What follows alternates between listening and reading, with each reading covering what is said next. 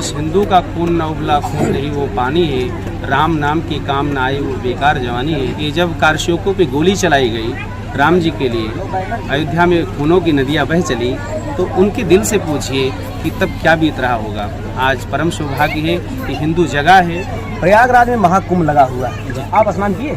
नहीं, मेरा सौभाग्य नहीं प्राप्त हुआ।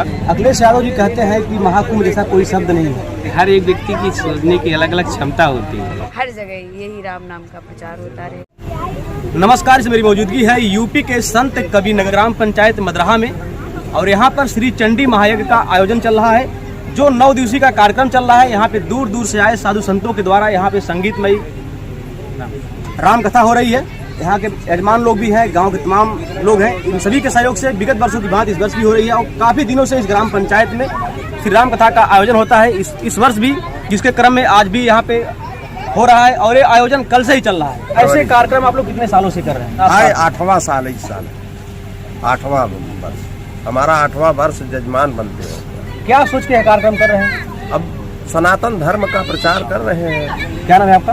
प्रहलाद यादव। ये जन सहयोग से हो रहा है कि आप निजी कर रहे हैं? नहीं, ये जन सहयोग से हो रहा है। हम हमारे बस की थोड़ी है करना, ये जन सहयोग का काम है, वही हमको सपोर्ट दे रही है, तब हम लोग ये कार्यक्रम कर रहे हैं। और ये जो कार्यक्रम चल रहा है, इतना भव्य जो कार्यक्रम चल रहा है, इसमें काफ़ी खर्चे आते हैं, लेकिन यहाँ के लोगों ने बताया कि ये किसी एक की बस की बात नहीं है। ये जन सहयोग से कार्यक्रम चलता है, काफ़ी दिनों से चल रहा है, और काफ़ी दिनों तक चलेगा। कलाकार उनसे भी हम बात करें।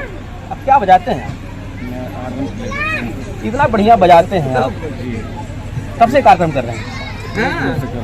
लगभग हमें हो गया 10 साल। 10 साल। हमारे साथ हैं इस कार्यक्रम के महंत जी, आचार्य मृदुल जी, जो काफ़ी अच्छा भजन गाते हैं, राम कथा करते हैं। इनकी राम कथा, जो इनका नाम है आचार्य मृदुल जी, वास्तव में इनकी आवाज़ मृदुल ही है। ऐसी मीठी भाषा है कि इनकी वाणी को सुनकर, इनके गानों को सुनकर, इनकी कथा को सुनकर जो भक्तगण है वो वास्तव में मंत्रमुग्ध हो जाते हैं।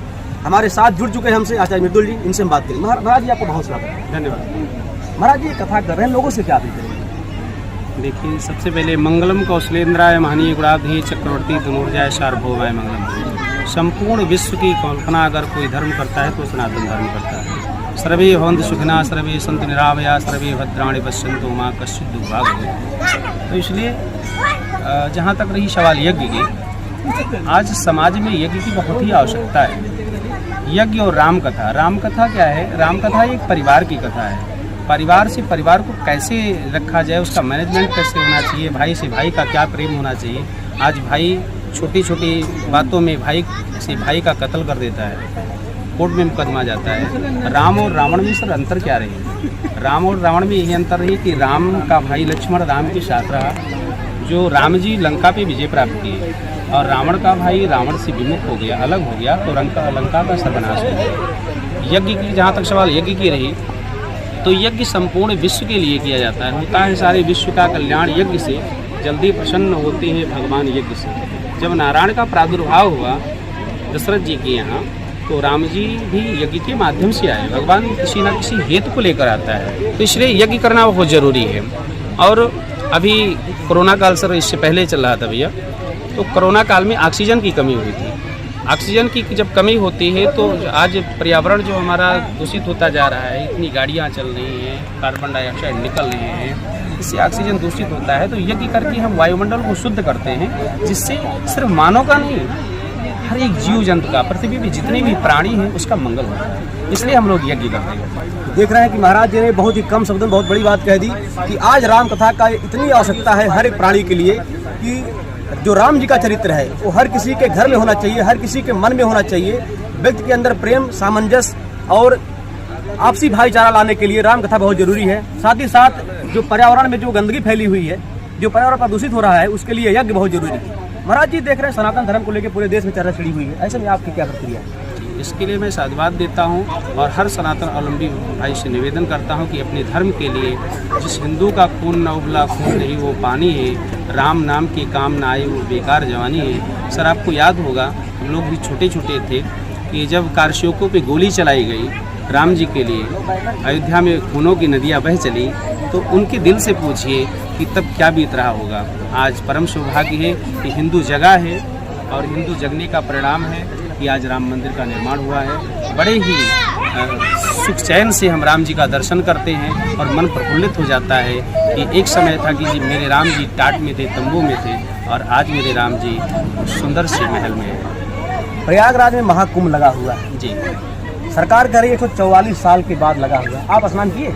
नहीं, मेरा सौभाग्य नहीं प्राप्त हुआ। मैं एक्चुअली कंटिन्यू कार्यक्रम लगाया सर। अभी इस कार्यक्रम के बाद में मैं 5 मई तक बिजी हूँ, इसलिए मैं जा नहीं सका। और वहाँ भीड़ भी बहुत है। सरकार की एक अपील और भी है कि भीड़ को देखते हुए, देखिए पूजा की 3 पद्धतियाँ हैं, मनसा, वाचा और कर्मणा।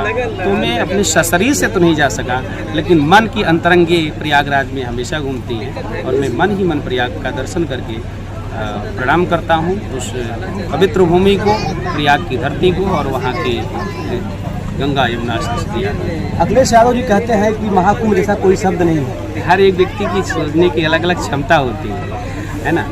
जो व्यक्ति जिस सब्जेक्ट में पारंगत होता है उस विषय पे बात कर सकता है। अब उनकी सोच में, उनके समझ में महाकुंभ कोई शब्द नहीं है, लेकिन मेरे समझ में, मेरे सोच में, मेरे लिए महाकुंभ बहुत बड़ा पर्व है जो पूरा विश्व मना रहा है। संत कबीरनगर जिले में आया है, खासकर ग्राम पंचायत मदरहा में। जी। यहाँ के लोग काफ़ी धार्मिक हैं और हर साल ऐसा कार्यक्रम करते हैं। एक कार्यक्रम समाप्त होगा, लगभग फिर आगे पीछे कोई कार्यक्रम कोई लगवाएंगे। अर्जेंट बात। तो यहाँ के लोगों को क्या संदेश देंगे आप? देखिए, सबसे पहले तो मैं धन्यवाद देता हूँ कि लोग प्रतिद्वंदिता करते हैं अन्य क्षेत्रों में। यहाँ के लोगों को मैं धन्यवाद इसलिए दूंगा कि एक यज्ञ आपके सामने देख रहे हैं कि चल रहा है, और इसके जस्ट बाद तुरंत एक दूसरी यज्ञ होगी। यहाँ पे पार्टी बंदी चली, ग्रुप चल रहा है, ग्रुप करना